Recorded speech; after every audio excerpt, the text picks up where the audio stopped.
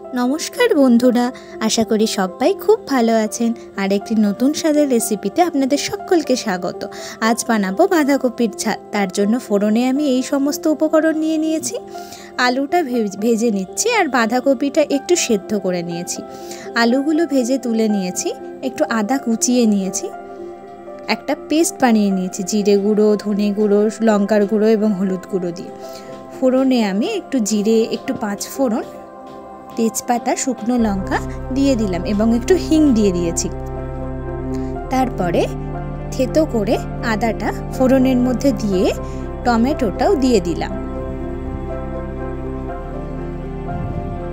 Tomato একটু ভাজা ভাজা হয়ে গেলে সেই যে বানিয়ে রাখা পেস্ট, জিরে গুঁড়ো, ধনে গুঁড়ো, লঙ্কার গুঁড়ো এবং হলুদ গুঁড়ো সেটি দিয়ে দিলাম। পরিমাণ মতো নুন দিয়ে দিলাম এবং আমি যে ভাজা মশলাটা বানিয়ে রাখি সেইটাও দিয়ে দিলাম।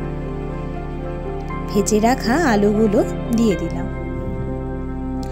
ভাজা মশলার মধ্যে জিরে, ধনে, শুকনো লঙ্কা, গোটা গরম মশলা এবং গোলমরিচ এগুলি একটু ড্রাই রোস্ট করে আমি মিক্সিতে গুঁড়িয়ে নিয়েছি। এই পর্যায়ে মশলাগুলো আলুর সাথে ভালো করে কষে এলে বাঁধাকপিটা দিয়ে নাড়াচাড়া করব।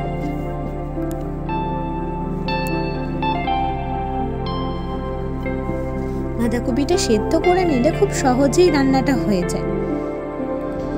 এই পর্যায়ে আমি ঢাকা দিয়ে নিচ্ছি।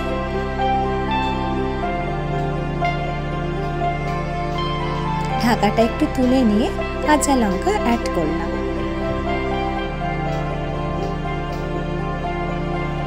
এবারে একটু নাড়াচাড়া করে আবার কিছুক্ষণের জন্য ঢাকা দিয়ে দেব।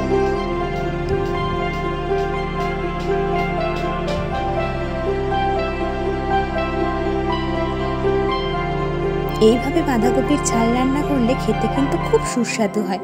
আপনারা কিন্তু তৈরি করতে পারেন। দেখুন আলুগুলো কিন্তু প্রায় সেদ্ধ হয়ে গেছে আমার।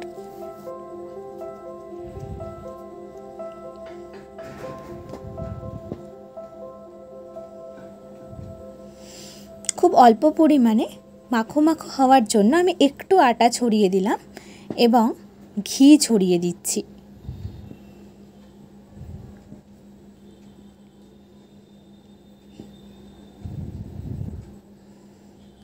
রান্নাটা অলমোস্ট হওয়ার দিকে। ওপর থেকে আমি একটু চিনি ছড়িয়ে দিলাম। দেখুন আমাদের বাঁধাকপির ঝাল কিন্তু একেবারে রেডি। আপনারাও তৈরি করবেন এবং জানাবেন কিন্তু। সকলে ভালো থাকবেন, সুস্থ থাকবেন, সাবধানে থাকবেন। ধন্যবাদ সকলকে।